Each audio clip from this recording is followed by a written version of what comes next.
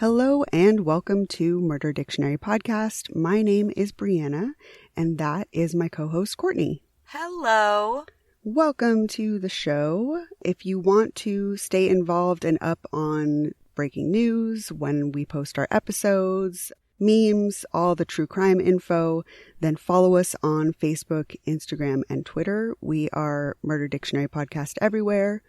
If you want merch from the show, you can find it at Threadless. And you can find our Patreon at patreon.com/murderdictionarypodcast. Super easy to find. We are everywhere. Just search for us. You will find us. And all that info will be linked in the show notes like it is every week, along with some links to some resources for things that are positive for your mental health, resources for domestic violence, substance abuse, all sorts of things like that. We always have those links every single week in case you or someone you love needs them. And with all that said, I think we can just get into a brand new letter and our case for tonight. I'm excited, but this has been some horrific research. Yes, we are starting the letter S. And we have chosen the subject of suitcase murders, any murders involving putting bodies in suitcases. So you can imagine the horrific things that Courtney has been dealing with researching and writing. Not good. It's just very interesting because there's so many. And at first, I'm like, there's going to be a few. We're going to find them. But it was kind of shocking. And what's even stranger is there's so many right now that are open. Mm-hmm. And I mean, it makes sense. A suitcase, it's like everybody's got one, right? Or a few. And everybody's trying to conceal and get rid of evidence. And I seem to notice that if suitcases are involved, there's always an attempt to really cover things up. And with these cases, we see that it never works. People that use suitcases are more likely, I feel like, to be caught quickly, it seems, in the stories, the cases that I see. And we've covered a couple of them before, you know, yes. And this is just diving deeper into that aspect. But it seems like the intention is to get rid of evidence and throw the police off the tracks, but it always comes back quicker in these cases. It's strange. I can tell you right now, though, until they find a head, generally, because hands, you know, I mean, you can fingerprint, but there's a lot of just bodies that have been found, you know, that are just completely unidentified, unaccounted for. Until you find fingerprints that you can identify, because that's the other side of it, is you might have a fingerprint, but there's nobody to go with it. Right. Or a face that you can do a sketch of, a picture, something like that. It's a lot of loose ends.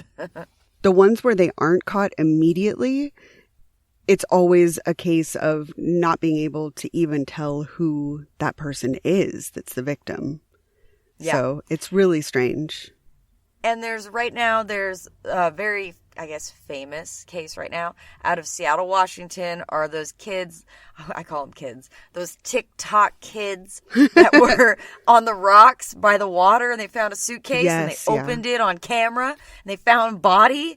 And that's an open case right now. And it was this landlord has murdered this couple and he's charged right now. But there's no resolution at this point, so we didn't cover it yet. But, you know, Suitcase Part 2, 2022, who knows? Yeah, we'll see what the resolution is for that one. Yes, there's a few that we're going to be having to circle back around because there's a few pending that are international as well.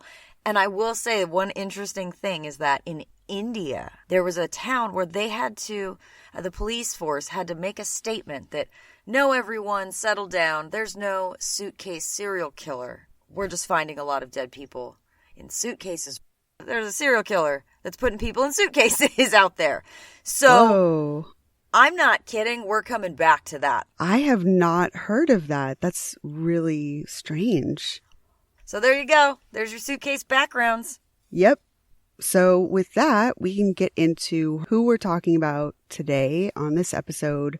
We're going to discuss the case of Ekaterina Karaglanova, aka Kati Loves Life. Yes. On Instagram. That was her Instagram handle. She's a pretty famous Russian Instagram model. So she was born in Russia in 1994.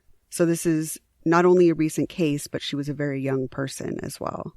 Yes. Her mother is Dr. Olga Semykina, a Moscow-based cardiologist, and her father was Dr. Stanislav Semykina, a urologist. Ekaterina entered the pageant circuit while she was still in school and continued to be a contestant in many beauty pageants throughout her life.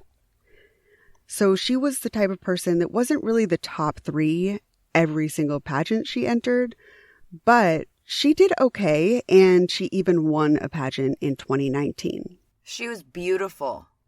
Yeah, definitely. It makes sense. Yeah, you definitely look at her and you're like, oh yeah, I see the pageant world in there. Well, also her pictures. She knew how to pose. Yes. You could tell. Modeling school, that's something pageantry. That's learned. Yo, absolutely was there. Her goal was to become a doctor like her parents.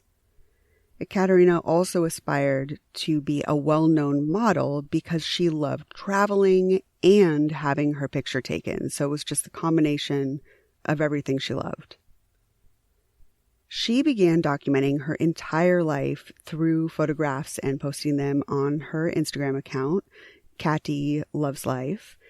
And she really hoped that Instagram would give her this big break that she was looking for. So she posted multiple times a day and was very active on social media.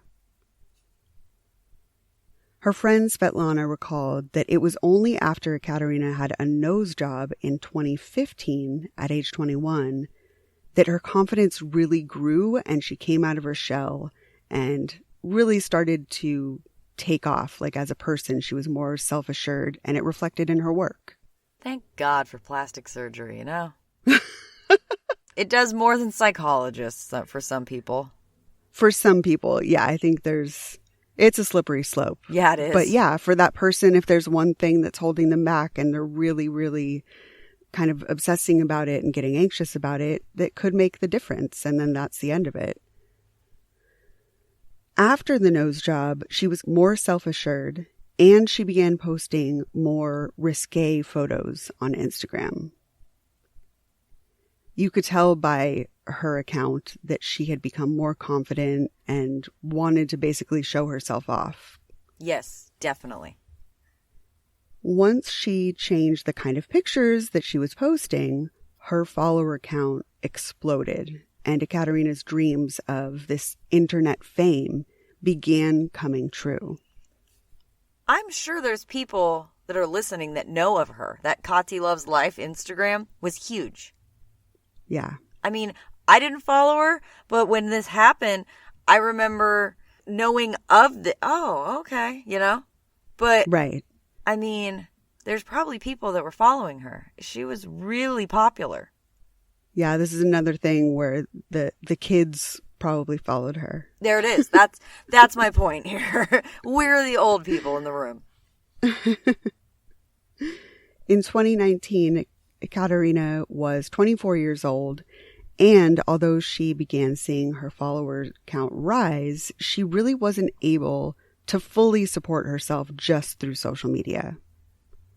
She did drive a BMW that her parents actually bought for her, and she lived alone in a nice Moscow apartment that her parents also paid the rent for. Although Ekaterina wasn't making money, she did have both her brains and beauty to rely on. So there were multiple avenues for her to make a career, potentially. You know, there was like a plan A, plan B, and she had these skill sets to rely on. While Instagram was clearly the number one priority for her, she had also just graduated as a doctor from Pirogov Russian National Research Medical University and planned to become a dermatologist. It's perfect. She would be so good at doing Botox and stuff. Right. Yeah. And she knows what the customers want. She's in touch with kind of the beauty realm of social media. And she's been there. She's been the person that just wants these fixes. That's like, okay, I need to just address this one thing and I'll be able to come out of my shell and feel more confident, you know? Yeah, she had beautiful skin. She's just been walking in these people's shoes and she can help them get what she has achieved through just a minor amount of work. She had also just begun a clinical residency at a Moscow hospital. Throughout her time at school, she was also running her travel blog. She shared lots of photos and thoughts from her seemingly constant international trips to places like Venice and Dubai. In one entry, she stated that she, quote, like to travel often, but in each country I spend no more than 3 to 5 days. In the previous year, she had been to Venice, Paris, Punta Cana, Ibiza, Barcelona, and several more places. She was just constantly on the go. Always on the move. Everywhere. She was also always just styled to the nines. Perfect hair, makeup done, designer clothes. Really, her pictures looked like professional Harper's Bazaar travel ads, you know? They were just this image of perfection and living kind of this dream life all over the world. She was known for her resemblance to and reenacting the aesthetic of Audrey Hepburn. In 2017, Ekaterina posted, quote, I've adored Audrey since school, and people often tell me that I look like her. They called her the Russian Audrey Hepburn. And I remember my first knowledge of this case was seeing that as the headline, you know, Russian Audrey such and such. Exactly. That was my knowledge of her.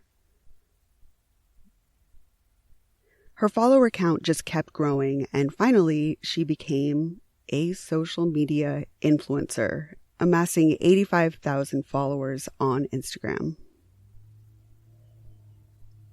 It was reported, but not fully confirmed, that she was also using her social media presence to market herself to male clientele as an escort.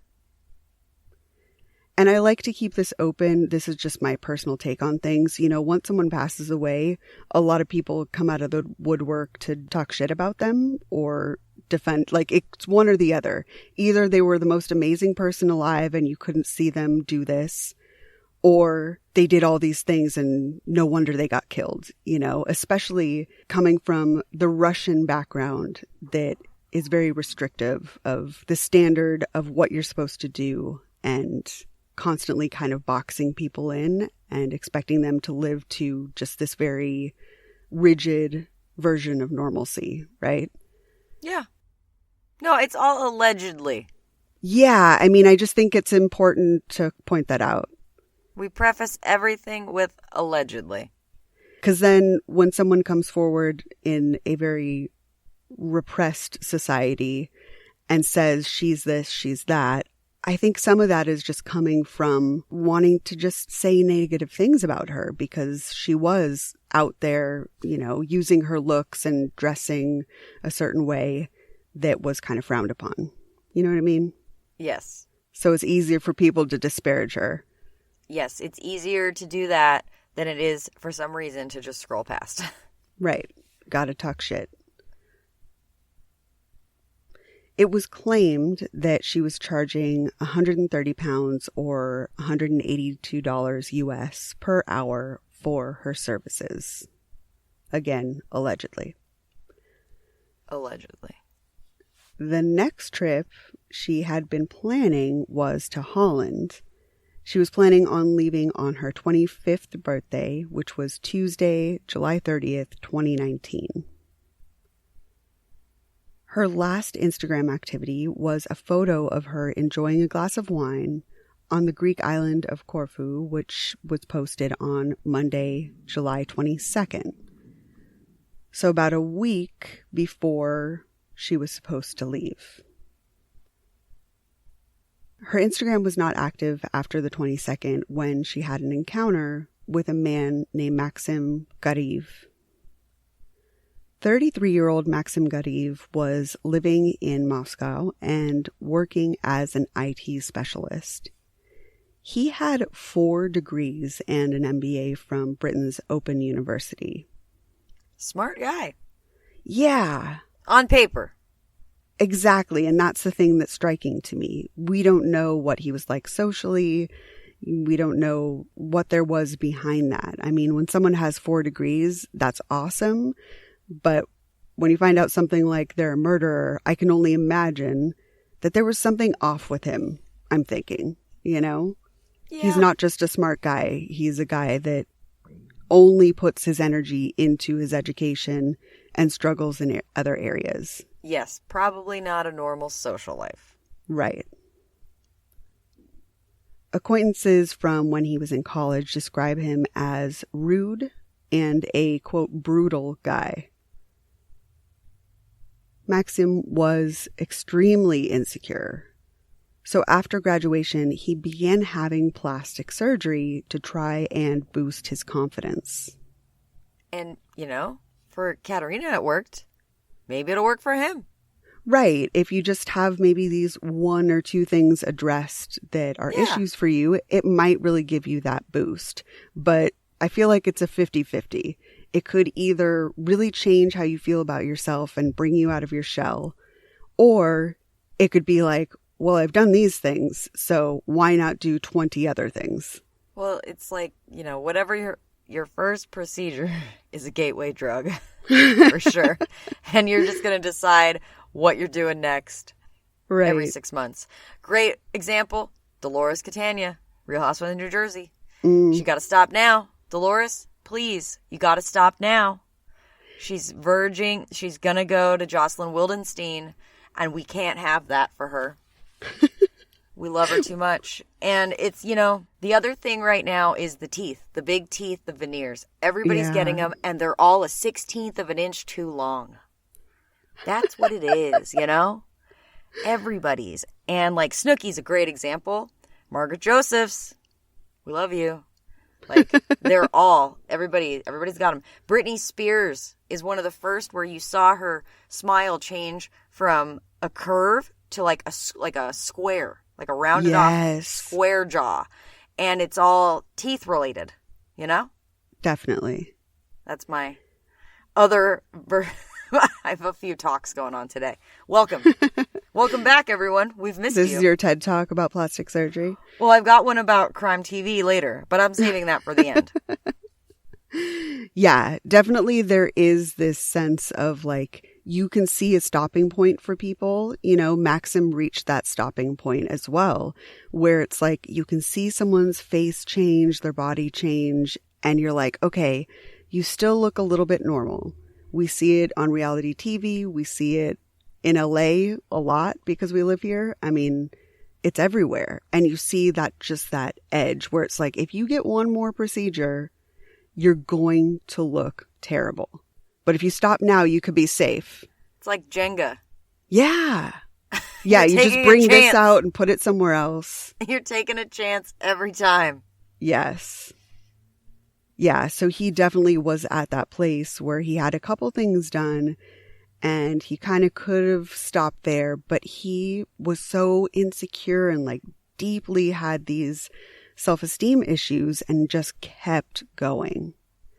So he had hair transplants, facial chemical peels, eyebrow tattooing, began dyeing his eyelashes, and got a ton of fillers. And the fillers are the one thing that I feel like rapidly start making you look bad. Yes, and waxy. Yes. Oh, yeah. You're like shiny. Your skin is all taut and ugh. Looks like it hurts. Exactly. In 2019, Maxim met Ekaterina online and they began messaging. And then eventually, after messaging for a while, they met up. The COVID-19 vaccines were developed and tested within stringent guidelines from the U.S. Food and Drug Administration. We had independent scientific reviews from a data safety monitoring board. Overwhelmingly, it's safe for you.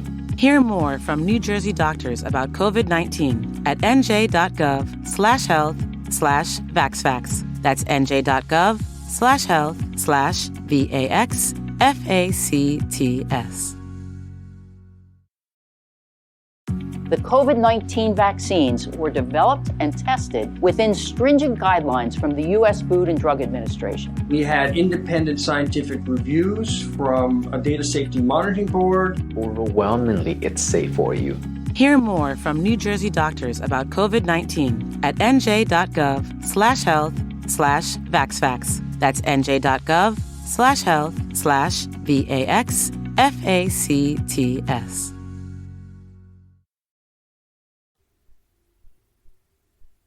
Maxim was a frequent patron of sex workers that he would find usually on Instagram. Then he would do what he did with Kati, where he DM'd them and then met up for sex. This is the way that Maxim claims that he met her. He was extremely forthcoming about their relationship and said that they met up regularly. And I just have to point out really quickly that for me, whenever this happens where someone is oversharing, I start distrusting their version of the truth.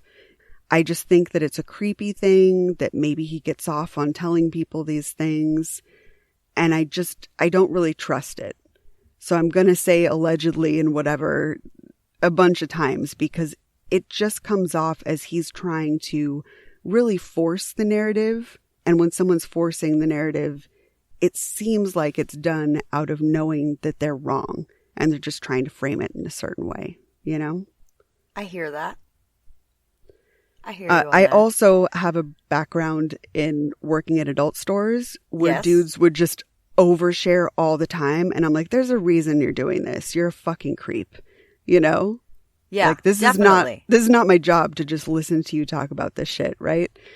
Yes. So I'm familiar with like, okay, yeah, I get it. You did this, that, and the other thing. I don't trust a word you fucking said. You're just saying it because you want to have that be the story, you know? Yeah. Anyway. Yeah.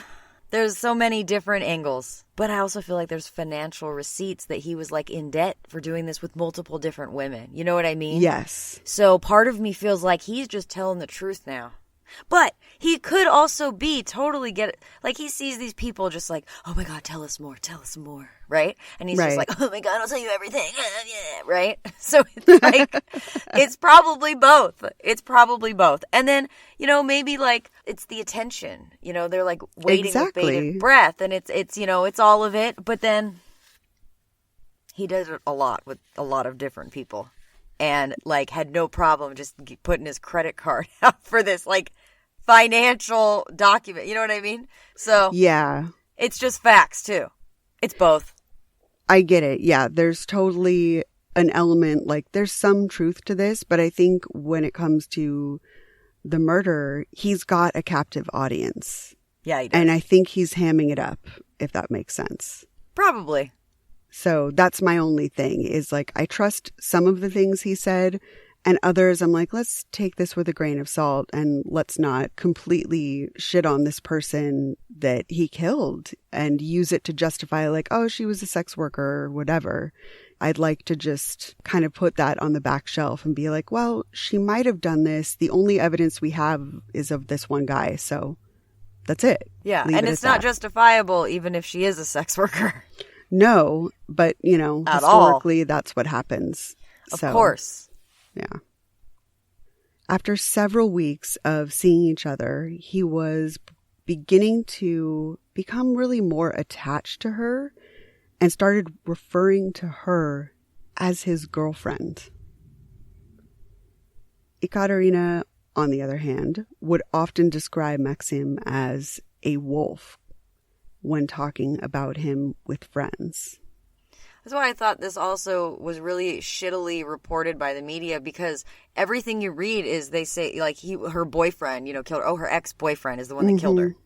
And so it was really like you had to decipher, was this guy actually her boyfriend? Like, did she spend time and enjoy spending time with this guy? Yeah, I mean, honestly, where my head leans is just, I feel like maybe he was a sugar daddy.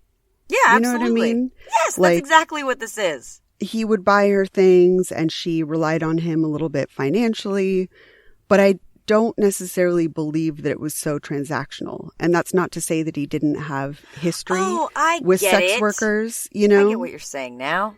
But I just feel like there wasn't really a pattern. I feel like he's just kind of hamming it up. And she's the type of person that may have been like, well, I've got this beauty and people are seeking me out. And this guy is really intense. Maybe I can get something out of this, you know? Like maybe that was her mindset.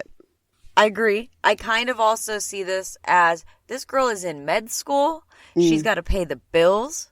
Yeah. She wants to travel. She's got to pay for that. I mean, she's got to travel. She's got places to be and things to do. And you got to be able to afford that. And if this guy is willing to pay me, like, absolutely. I see nothing. No. I mean, like, I totally think that motivation is fine. Like, she's got plans, you know? Yeah, I don't really judge that. You know what I mean? I don't, that's what I'm saying. Sugar daddy. I don't judge sex workers. So it just seems like, okay, let's be kind to her. She did get murdered. And it also just seems like maybe calling her an escort isn't the most accurate depiction. So I just like to bring that up to be Then we don't skeptical. Call her an escort. Right. That's fine. No, I mean, I see nothing wrong with it. She's in med school. She's trying to be a dermatologist in a place where most women are not becoming doctors. Right. We are supporting this. And it's clear that becoming a doctor was her plan A, you know, like it wasn't like she was, plan A is be an influencer. Plan B is like maybe go to college or something. She wasn't half-assing it. She got through school, she did well, and she was on the path to be very successful in either realm, in medicine or with social media. Yeah, and at some point, Plan B kind of met Plan A and made it much right? Like, the two became symbiotic. Absolutely. I mean, the girl is traveling all over the world, and she's going to be a doctor. Right. And she's got a BMW, and her parents are like, yeah, we'll pay your rent. Like, shit. She's living she's doing the dream. Something right. Brianna, she's doing everything right, and I'm changing my profession. Like, instantly. Are you kidding me? Yeah, as soon as this episode is over, I got to get on social media and change some things. Don't you have an OnlyFans? Right. So Maxim had recently quit his job. And this was something that really bothered Ekaterina very much. And of course, if he's in this sugar daddy role, you've got to assume that her financial well-being is tied into his finances, you know? So if he's got less money, it becomes a problem for her. So of course, she would kind of make a big deal about it. Yes, this well has run dry, and it's time to find a new well with water in it. Right. Like, there it is. He claims that over the course of several months, he had given Ekaterina large sums of money as well as gifts. According to him, the relationship had ended once he discovered she was seeing someone else, which of course, greatly bruised his ego.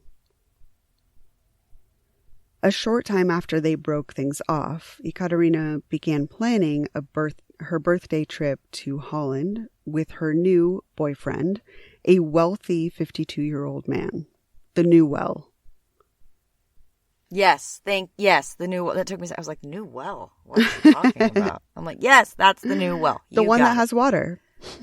Yeah, this one has water in it. Lots of it. Like all trips, she was, of course, really excited, looking forward to traveling to Holland and just documenting all of it and her traveling on social media. Even though she was looking forward to her birthday and the vacation, people noticed that recently Ekaterina seemed kind of down, just not herself.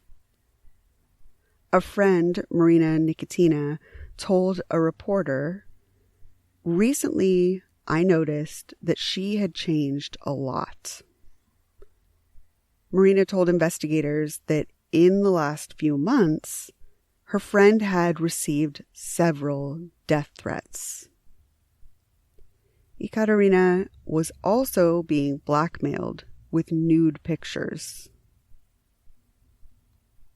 The same picture had previously been sent to classmates of hers at the Moscow college she attended in 2016. And not only did it happen once, but again the pictures came out in 2018. Before her birthday, she was being threatened with nudes once again in 2019. It's like there's got to be multiple people that all had some issue at different times. I mean, unless I guess it's the same person that could just be doing it again and again and again. But yeah, that's true. It just seems because they're all different kind of threats. Mm-hmm. And, you know, it just kind of seemed like they were from different people because some of it was the med school, some of it was the hospital. You know what I mean? Like separate, but the same kind of, I don't know. Maybe it was all the same person. Maybe in my mind, it sounds like it was gossip, like a game of telephone. Like, oh, you know, if you're in the same medical community, maybe you meet new residents at this hospital or that office and you're like, oh, cool, I went to this school or whatever. And it's like, oh, I have a friend that went to that, you know, do you know Ekaterina? Like, oh, yeah, guess what? You know, she's on the dirty. Right. And that's exactly especially like I said earlier, in like a society, a culture where things are a little bit tough on women and we like to keep them in these little boxes, you know, the fact that she was risque on her social media made her an easy target. That's what I'm thinking. Yeah, probably. Rumors seemed to follow Ekaterina throughout med school, and there was a lot of gossip about her possibly working as an escort to pay her way through med school. And in my mind, it's like, hey, if that's what you're doing, good on you. You know, like, I wish you luck. That's awesome. She found a way, and she found a way to market herself. Right. There's a lot worse things you could do with your escort money, you know, if that's true. I agree. And she's got to pay for all this traveling. Right. So it's really kind of fueling all her dreams. She can pay for school, maybe. She can take trips and then keep posting on her social media, which again gets her more followers. It's all kind of a circle that kind of feeds into each other in my mind. Mm-hmm. There were also rumors within the school that Maxim had met her online as an escort, then became her sugar daddy. Maxim also claimed that he himself was a sugar daddy, which in his eyes meant that he was more than just a boyfriend. To him, that was like next level. Like, I'm more than just a boyfriend. I'm a provider and I give her all these things. Yeah. He took it very hard when they broke things off and went to Ekaterina's house just before she was set to leave on her birthday trip. As her vacation departure was approaching, people close to her began to worry because they had not heard from her. You know, since a week before her departure, she just kind of dropped off. For 4 solid days, there were no phone calls, no texts, and no posts on her social media, which of course was not normal for her. Like we discussed, she was posting multiple times a day. That was part of her job. Her parents were immediately concerned that something was wrong with their daughter. On Friday, July 26, 2019, they went to her apartment complex and they just asked the landlord to let them into her unit. They told him what was going on and asked for permission to go in. They hoped that they would find that, you know, she was simply not answering her phone or something that's a simple explanation. The landlord agreed and let her parents in to search the home, only to find their worst nightmare. Ekaterina was dead. Her body was forced into a suitcase and then rolled into the hallway of her apartment. She had been stabbed 19 times in the neck and chest. Her throat was also slit before she was put into the suitcase. Her legs were sticking out of the top of the suitcase, and she was only wearing a lace garter belt.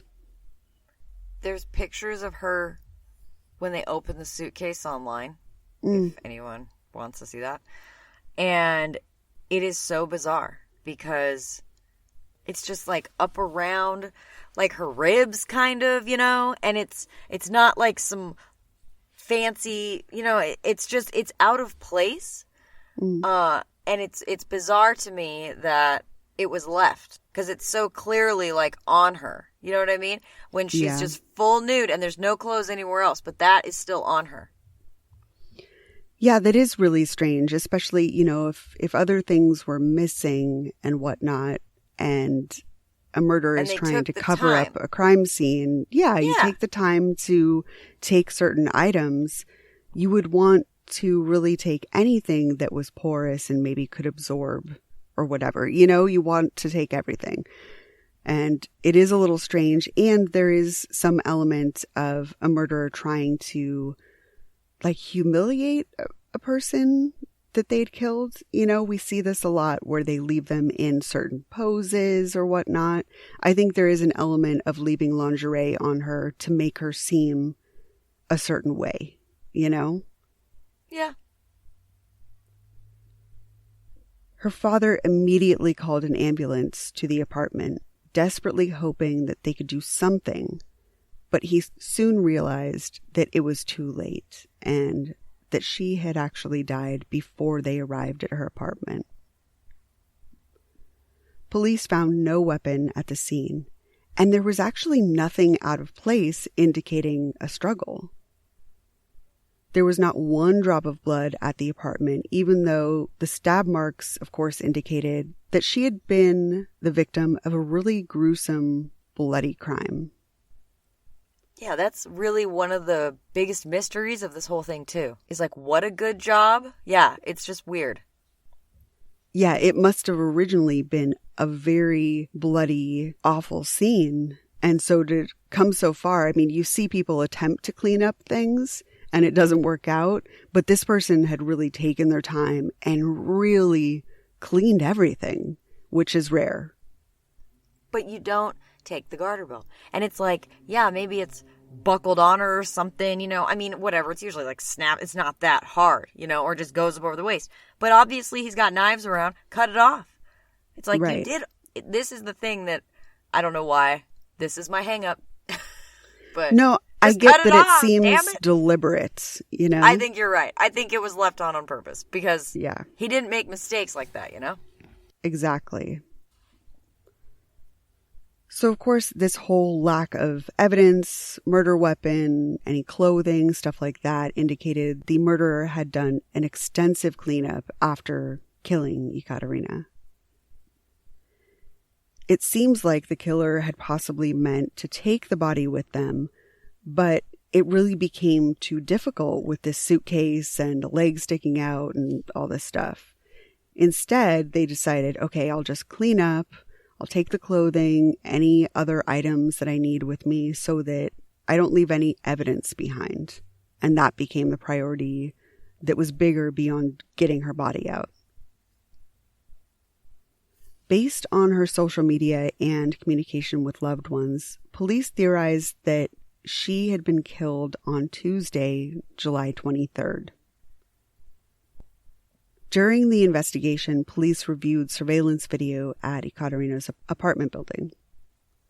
In the days leading up to Ekaterina's disappearance, a man wearing a baseball hat was seen on surveillance visiting her apartment. When he came to the apartment building, Maxim carried a plastic bag when he arrived, and then he carried a bag out with him. On the video, 4 hours later, he returned carrying a hard shell suitcase and wearing gloves. When Maxim was seen leaving her apartment on the video, he had a different, smaller suitcase with him and was wearing a completely different outfit. I know this seems very silly, but man, if you wear a baseball hat, you just look more suspicious. I feel like every surveillance video, someone's wearing a baseball hat, right? Pulled That's down a thing. low. They're like, you can't even see me. I'm invisible because I have this baseball hat on. And it really just makes you look more suspicious on any CCTV. How'd you know it was me? I did everything possible to hide my identity. I put the hat on. That's all I was supposed to do. That was as far as I got. Yeah, it's like the new mustache is a hat. It's the new haircut. What do you mean? Right? Ted Bundy You got a haircuts. haircut. Like, you don't know who I am at all because I cut my hair or I'm wearing a mustache. It's just a baseball cap does not fix it. Period. No. Police were looking for Maxim to ask him some questions related to his relationship with Ekaterina and, of course, the surveillance video. What was going on? He was found in a Moscow apartment, and after initially speaking with him, police decided to take him in for more questioning. Once they were at the station, Maxim was interrogated and their conversations were taped. It really didn't take long for Maxim to confess to murdering Ekaterina. In his confession, he recounted his version of what he said happened that night. Menthol is not just a flavor. It's a manipulative way for big tobacco to target, attract, and addict Black Americans. Tobacco companies aggressively market menthol products using elements of Black culture, putting more products on shelves in Black communities and making them cheaper. And it's not just an injustice, it's killing us. Smoking-related illnesses are the #1 cause of death in the African American community. Help us fight this injustice at notjustmenthol.org. The COVID-19 vaccines were developed and tested within stringent guidelines from the U.S. Food and Drug Administration. That this happened faster than usual is due to the urgency of this pandemic and the extraordinary collaboration of dedicated scientists around the world. Hear more from New Jersey doctors about COVID-19 at nj.gov/health/vaxfacts. That's nj.gov/health/VAXFACTS.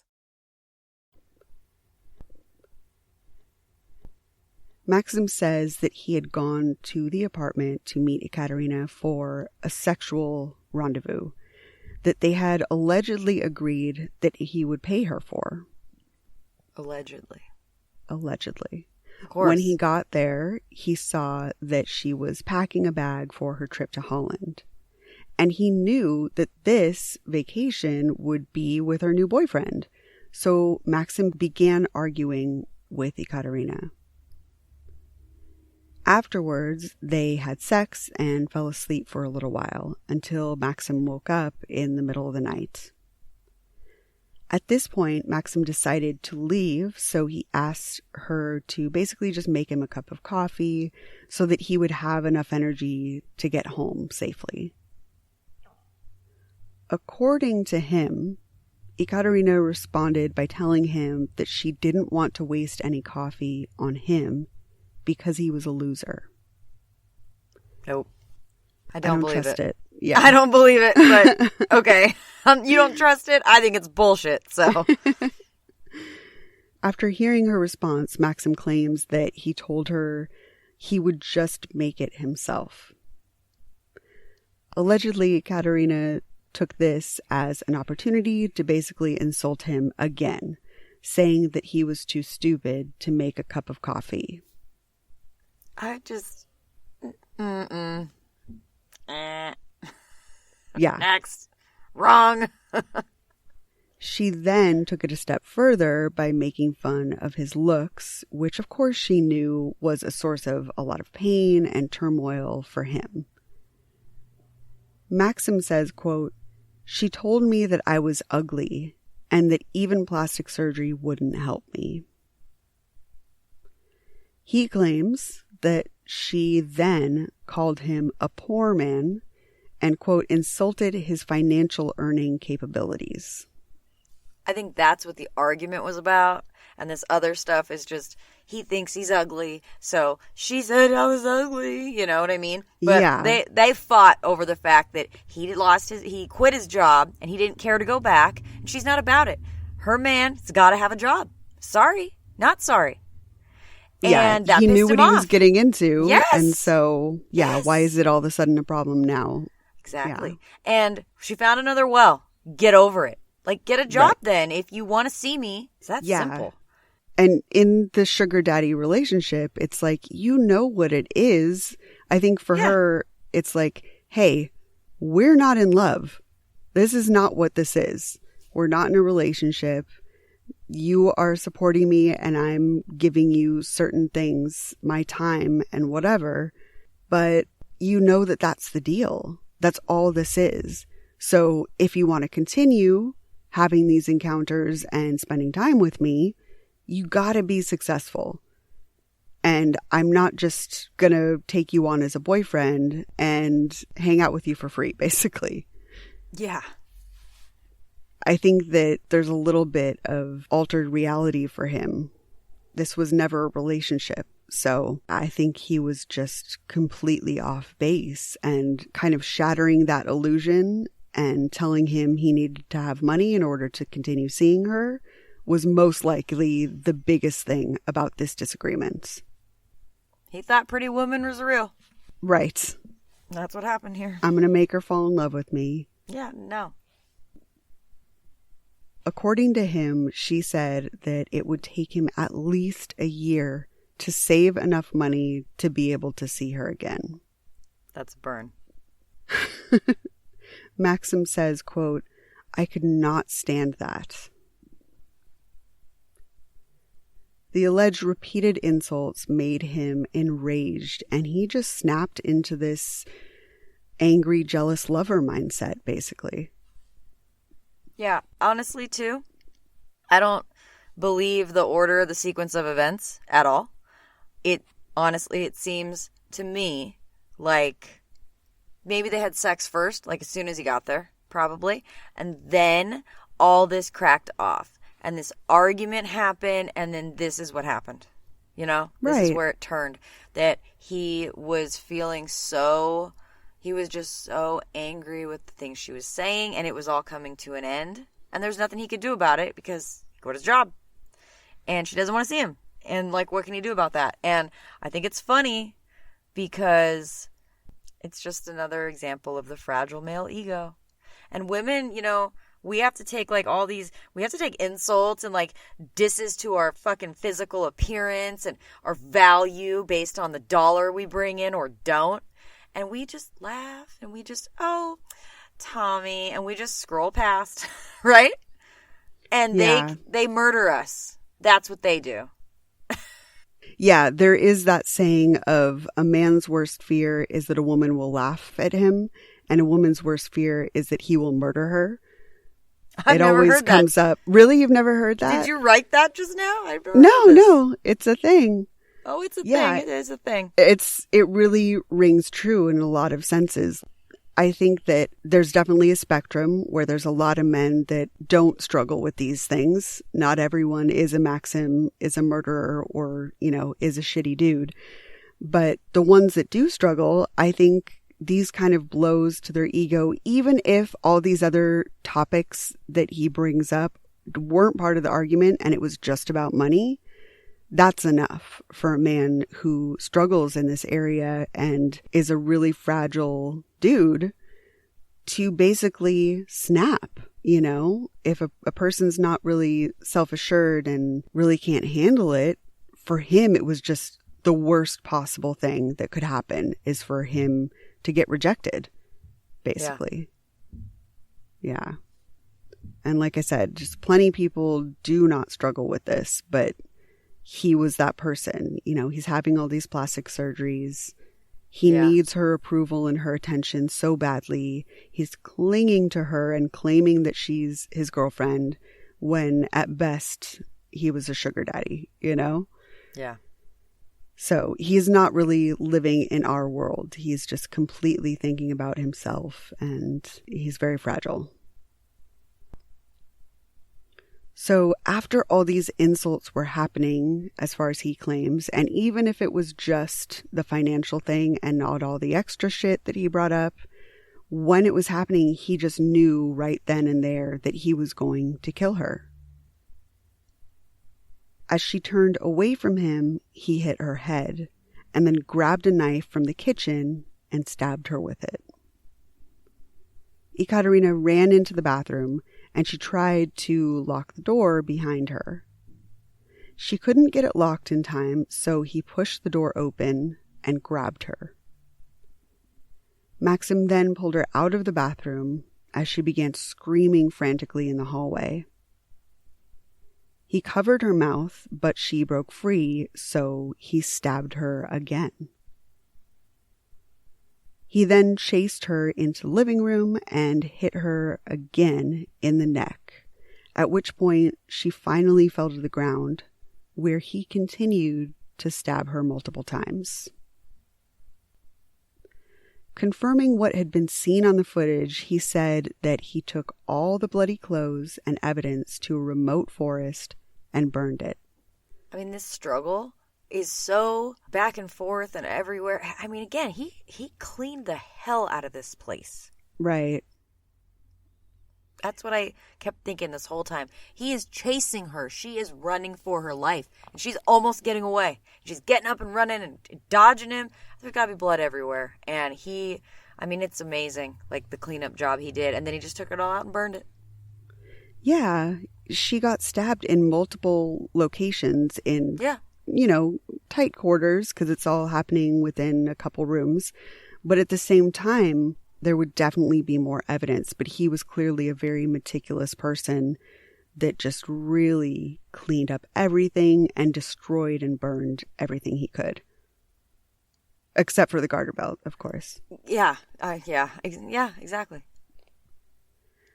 Maxim told police that he regretted the murder and would cooperate in any way that he could.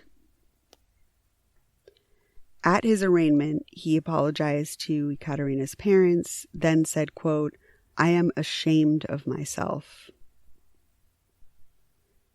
During the trial and leading up to it, the Russian tabloids took aim at Maxim. Of course, they settled on his looks, and due to all the plastic surgery, the ragmags took to calling him, quote, Ken doll, as he began to have a very plasticine, Mattel-ish look about him. It's true. During court proceedings, he kept his face in his hands, saying he, quote, looked bad, and of course he avoided all photographers that he could. It was found during the investigation that Maxim was in debt to the tune of 8 million rubles, or $107,280. But he said the murder had nothing to do with money. Again, according to him. Lack of money. Yeah, that's a good chunk of change. Yeah, that's a ton of money to be already in debt, and this woman wants you to have a job.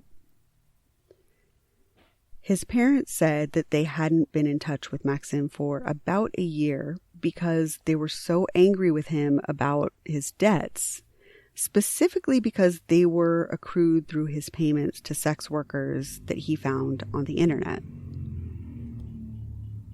He'd been in such bad financial shape that his parents sent him money every month to help cover the basics, just to make sure that his bills were getting paid. It just seems like he was so irresponsible with money that someone needed to look out for his just food and keeping a roof over his head.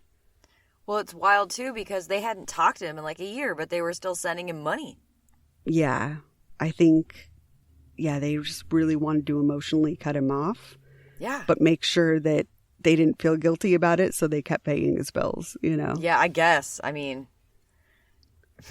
I don't know. I just kind of surprised. Like, he's not calling you to just be like, hey, Mom, how's everything going? Like that Sunday call just to make sure that check shows up, Like, damn it.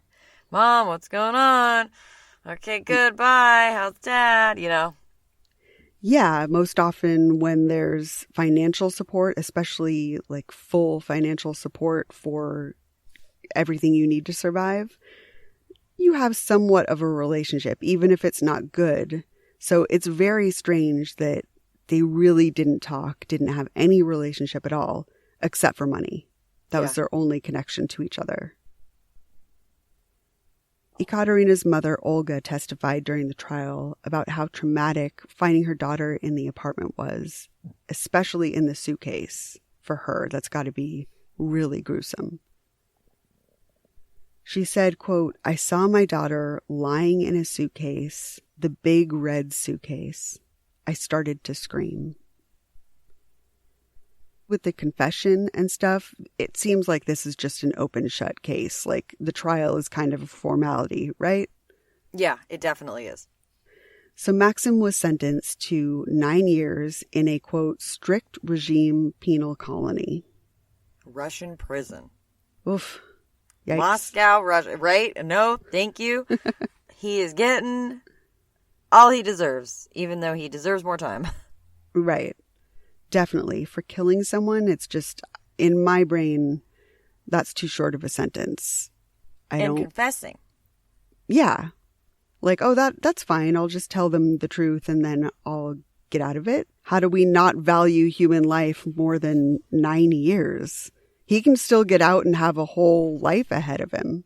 That's what makes me think that there was some sort of like a plea almost where like, tell us everything and we'll give you less time. And that is part of the oversharing of it all. You know what I mean? Like, right. Let me tell you as much as I possibly can to try to get out. And so that's where all of this extra crap comes in. And really, you know, talk about her and trying to give as much info as possible. But it's also like, hey, dude, like, you know, it's kind of all of it. But 9 years is nothing. So the confession has something to do with that. Yeah, it makes a lot of sense that he was told certain things or promised certain things if he gave information. So, of course, he gave a ton of information. Yeah. That definitely adds up for me. In addition to the prison sentence, he also had to pay 2.5 million rubles or $33,525 to Ekaterina's family, which of course is not enough. That's nothing. Like, oh great, I killed your daughter. Go buy a car or something? An economy Barely. car? You know, like... Yeah. Yeah, that's so fucked up. And again, I don't know, it trips me out the value that's placed on a human life, that we have put a number of years and a number of dollars that this human life represents. It's very depressing. Yeah. When it's this small, especially. Maxim's father, Ranit, told the media that he thought the sentence was, quote, strict. And I think that motherfucker's tripping. I do too. And he hasn't talked to him in a year and he thinks it's strict. Yeah, you don't give a fuck. You just wanted him out of your hair. You know? Yeah. You just didn't want to deal with him. You wanted to throw him to the side and have him not bug you. That's probably crazy. tired of every time his kid, he would see him, he didn't recognize him. Right? And it's like, oh, you're paying for that now, you know? And we know you're in debt and we're paying you and you're, you know what I mean? It's like, Mm-hmm. I don't know. I feel like there was probably some issues there with the family and the finances. And he had gone to all these colleges. He had 4 degrees. He had student debt, you know? Yep. There's a lot here. And then Yeah. she broke his heart. Right. And he couldn't be told that he was ugly. Yeah, in my eyes, there's a direct connection. You know, this rejection from his parents, which we don't have any information on the background there. And I think there's a reason for that. There must have been some sort of trauma or fraught relationship that they had in their history. And so when it came time to support him and that he needed all these things, they completely rejected him.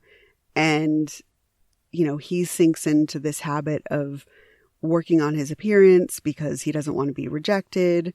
And then he meets Ekaterina, and as soon as she rejects him and is like, this is not a relationship. It's only a relationship if you have money. There's only an interaction and a connection if you can financially provide for me. And that to him was a rejection. So he just, I think it was trauma based. It's got to be some sort of issue that's similar to his parents' relationship, that it brings him back to being rejected and being abandoned. Yeah, there's something. Definitely. I mean, that doesn't, I'm not trying to make excuses for him. No, nobody thinks you're trying to excuse a murderer. By any means. Come on. But it's just an explanation to maybe what was behind this is got to be rooted in family trauma, rejection, alienation, abandonment, those kind of things. That's what makes sense to me. There's a lot of insecurities here. That's most definitely. That's the thing here. So, but yeah, wild. Out of Russia. Yep. First suitcase. Number one suitcase murderer. The COVID-19 vaccines were developed and tested within stringent guidelines from the U.S. Food and Drug Administration. We had independent scientific reviews from a data safety monitoring board. Overwhelmingly, it's safe for you. Hear more from New Jersey doctors about COVID-19 at nj.gov/health/vaxfax. That's nj.gov/health/VAXFACTS.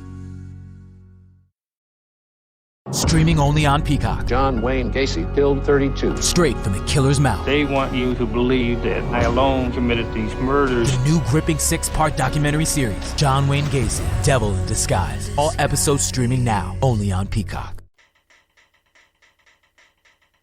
So, really quick, I do want to share. There is exciting things. The Devil You Know, that season 2 about Sherry Shriner finished up. I would say it was pretty good. I was entertained all 5 parts. I liked it. I didn't watch it. I'll have to check it out. It was interesting.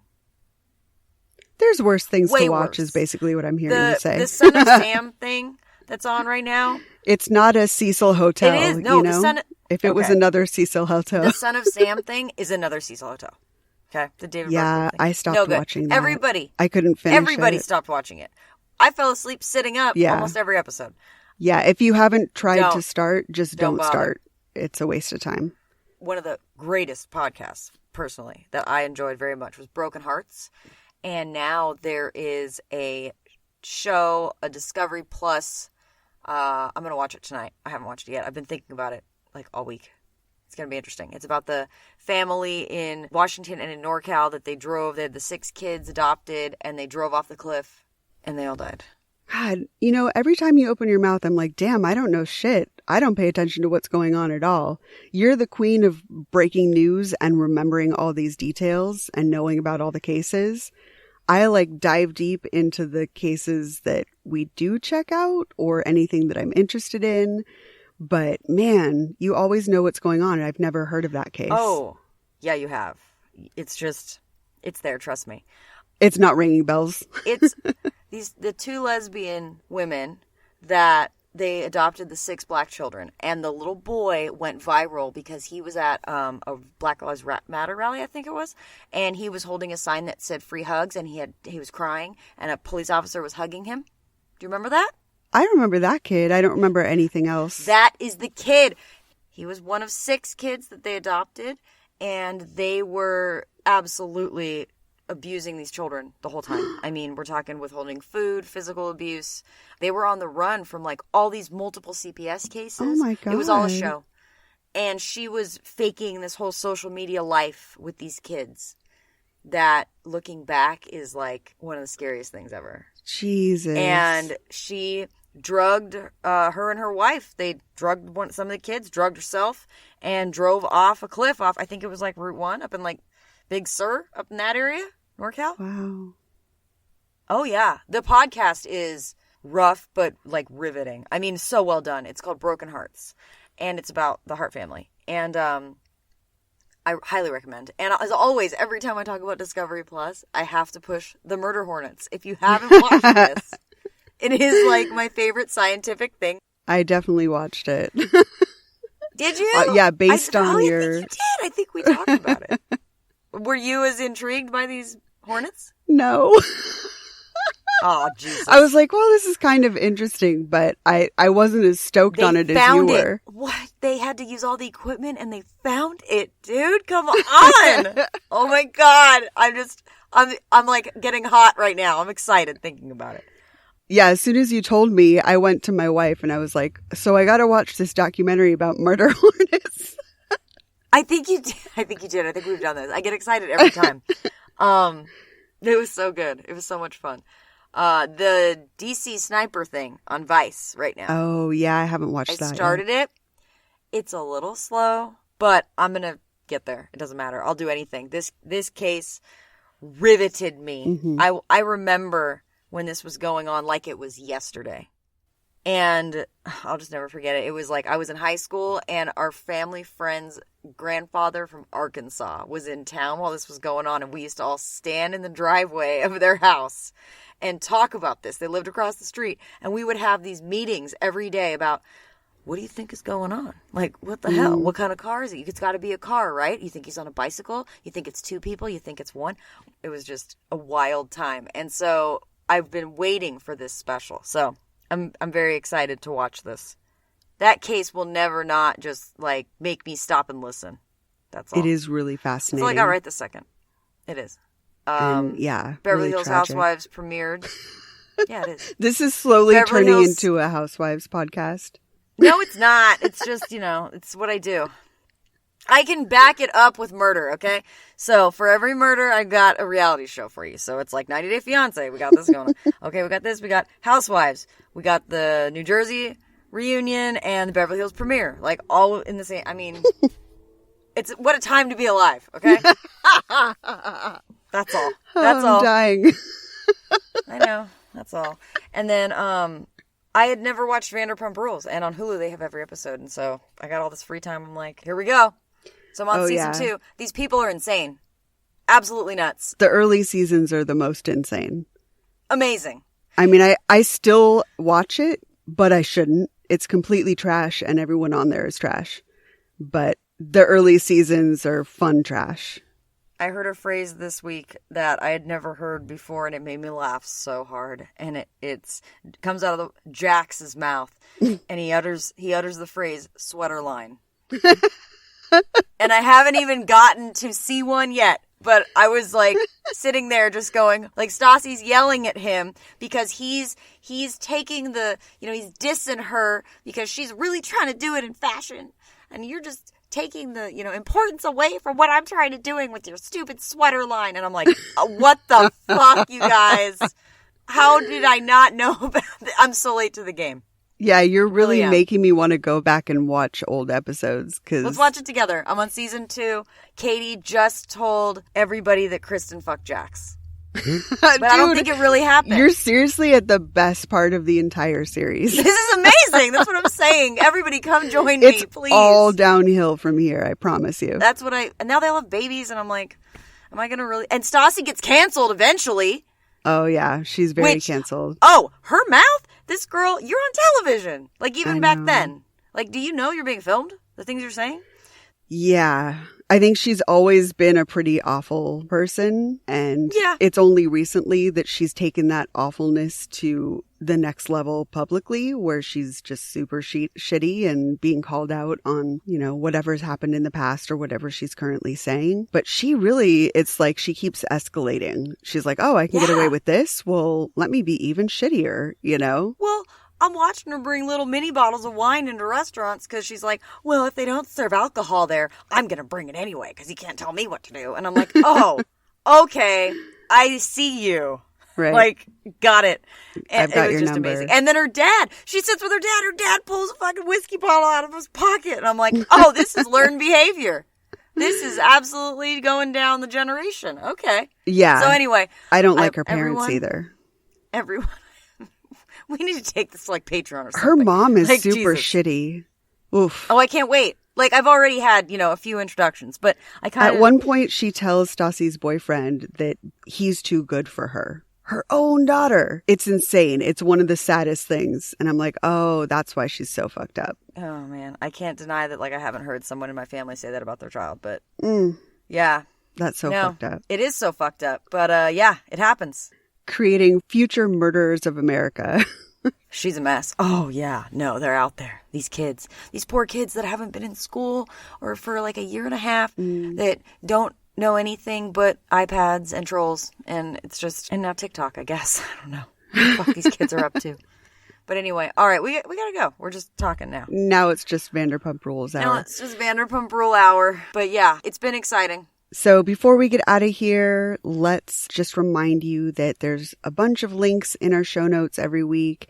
If you want to read more about the case and look up our sources, we've got those in the show notes. If you want to join our Patreon and get access to a bunch of extra stuff, then that's patreon.com/murderdictionarypodcast. If you want merch, it's on Threadless. And definitely follow us on social media if you want updates on when we're putting out episodes, the new subjects, breaking news, memes, everything that you will need. So follow us on Instagram, Facebook, and Twitter. I think that's it. We can get out of here. I gotta go watch this Broken Hearts thing. So I gotta go. So thank you, everyone. Thank you for listening. We love you. Thank you for hanging in with us. We'll see you next time. Yeah, take care, everybody, and we'll see you next time. With a suitcase. Another suitcase. I can't wait. Bye. Bye.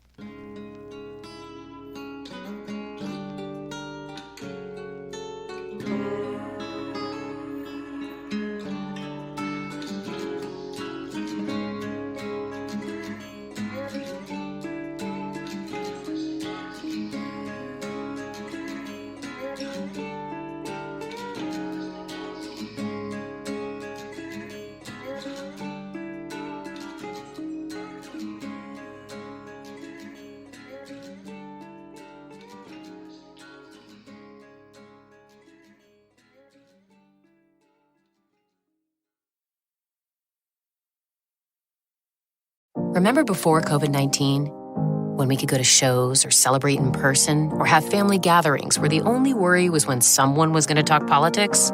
Let's get back to that. Let's get vaccinated. COVID-19 vaccines are safe, effective, and free. Sure, we'll have to keep wearing masks for a while, but you know what? This is the start. Go to covid19.nj.gov/vaccine to register for your vaccination. Remember traveling somewhere? Anywhere? Yeah, let's get back to that. Remember before COVID-19, when we could go to shows or celebrate in person or have family gatherings where the only worry was when someone was going to talk politics? Let's get back to that. Let's get vaccinated. COVID-19 vaccines are safe, effective, and free. Sure, we'll have to keep wearing masks for a while, but you know what? This is the start. Go to covid19.nj.gov/vaccine to register for your vaccination. Remember traveling somewhere? Anywhere? Yeah, let's get back to that.